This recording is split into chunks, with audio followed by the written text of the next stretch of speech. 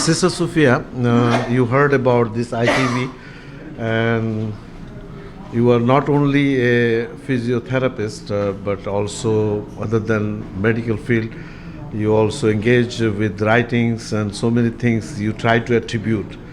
And a medium of education, this ITV, how it can reach to the young stars, and what is your suggestion about it? Assalamu alaikum wa rahmatullahi wa barakatuh. The first and foremost thing that I would like to say is ITV as a medium of education is, if we look at the younger generation today, the flavor of, or the most important medium of them getting their information is through TV. And a lot of times, when we look at the religious point of view, the vilification of religion is something that our children are suffering from.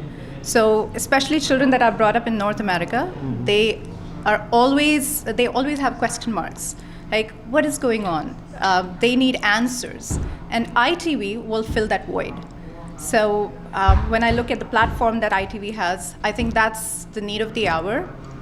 When children get their misinformation from TV, we turn that around and we correct that through the same medium that is ITV.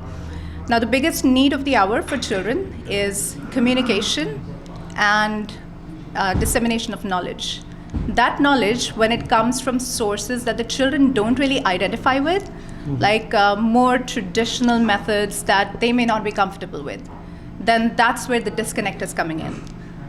The children have a hard time understanding like the more traditional forms of teaching, where for them that's all new, right? So ITV can fill that void by providing them with information in the language they understand, the way they understand, and thereby the need of the hour is that the young generation should be more equipped with what they need. So today in this global environment of Islamophobia and loss of a lot of values, that's where we need to step in. We need that information and we need that knowledge to be passed on to our children where they feel confident.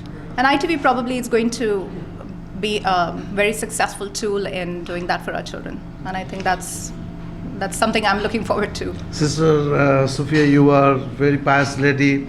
You are very, very busy person, professional person, as a mother also of 3 children. 3, right? 4 children. So, mashallah, 4 children.